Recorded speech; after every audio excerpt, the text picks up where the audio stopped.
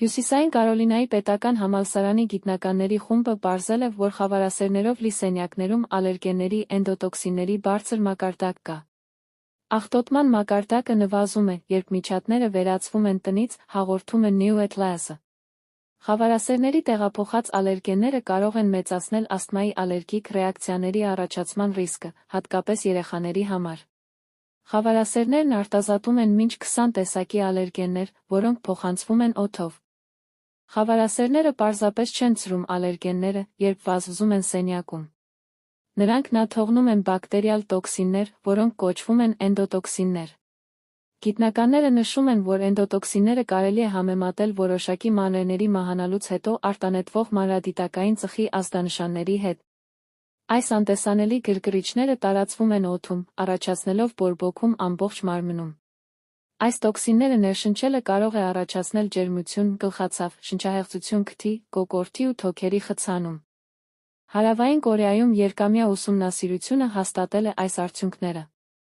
Հարավկորեացի գիտնականներն ուսումնասիրել են քիչ ապահովված շենքերի բնակարանները, որոնք լի էին խավարասերներով, ինչպես այն բնակարանները, որոնք զերծ էին միջատներից։ Գիտնականները համեմատել են վարակված-չվարակված տներում ալերգենների էնդոտոքսինների մակարդակները։